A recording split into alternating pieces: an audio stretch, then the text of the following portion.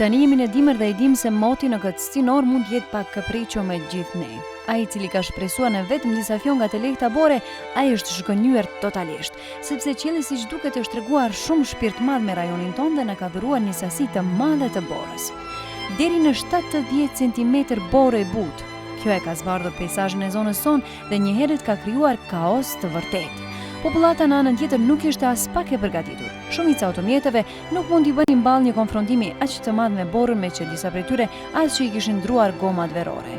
Por jo vetëm kaq. Kështu ata kanë kontribuar në vështirësitë edhe më të mëdha në komunikacion. Automjetët që nuk patën mundësi të vozisin më tutje, ato që ktheheshin thjesht prapa, ato që kishin mbetur në mesin e trafikut, por edhe këmbësorët nuk patën mundësi të ekuilibrohen as pak. Në mënyrë që ta vlerësojnë sa më mirë situatën momentane, punëtorët e kompanisë IS janë futur në veprim pra në pastrimin e rrugëve qysh me mëngjes të herët.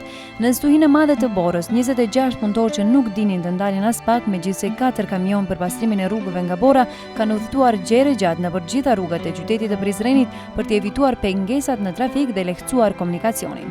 Vështirësitë janë shumë të mëdha. Të ftohtit, akulli dhe parkimi i gabueshëm i automjeteve krijuan pamundësinë e vazhdimit të rregullt të trafikut dhe ngecjen e kamioneve në komunikacion. Kjo i detyroi kamionet të lëviznin rrezikshëm në trafik.